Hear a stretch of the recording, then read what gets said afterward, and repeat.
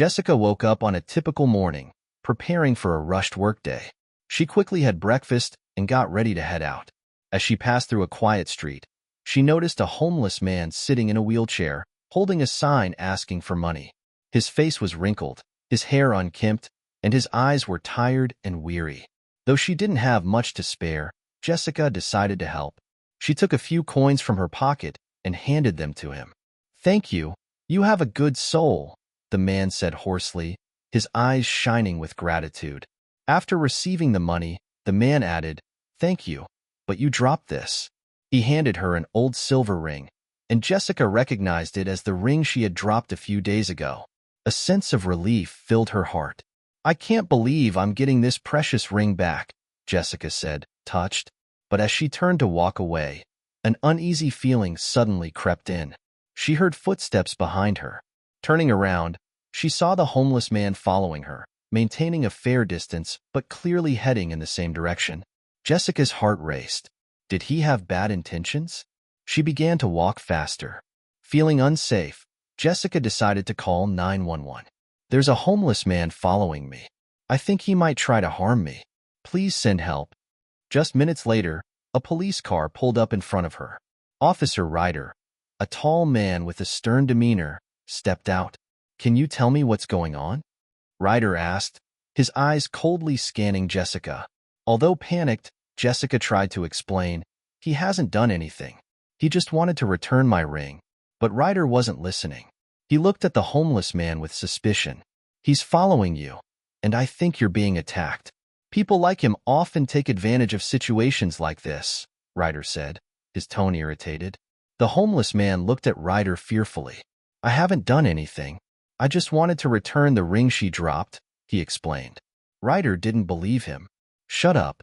What are you planning to do?" Ryder growled. He began pushing the homeless man, forcing him to turn around. Jessica screamed, "No, this is a misunderstanding. He just wants to return my ring." But Ryder didn't listen.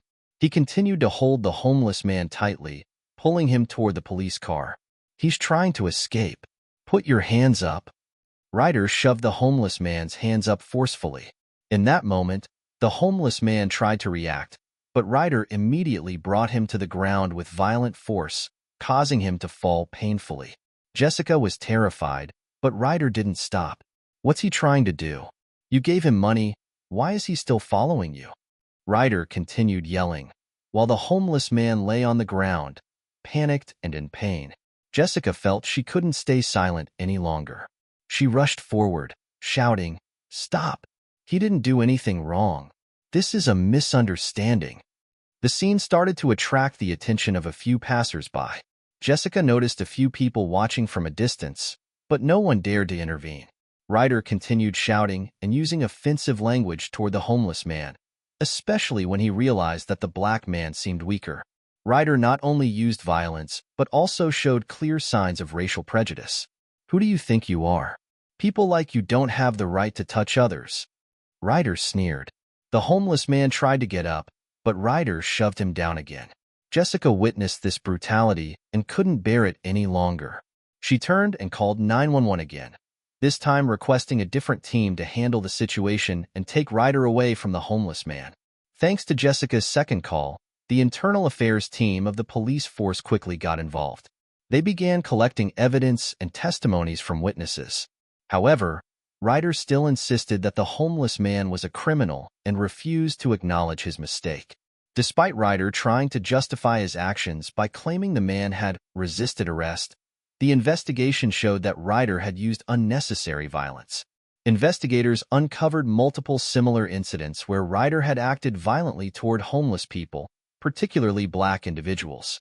Witnesses provided statements that Ryder always exhibited violent and racist behavior when carrying out his duties. In the end, Ryder was suspended and faced charges of abuse of power and racial discrimination. Meanwhile, Jessica became a key witness who helped reveal the truth. She was praised for her bravery, even though she had been fearful for her own safety. The incident concluded with Ryder being expelled from the police force and sentenced to prison. He not only lost his authority, but also had to pay for his brutal actions. What mattered most was that justice had been served, and the homeless man, despite being unable to protect himself, had his rights restored.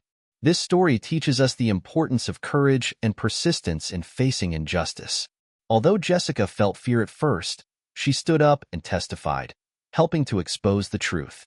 The story also reminds us that power should never be abused, and every person deserves to be treated fairly, no matter who they are.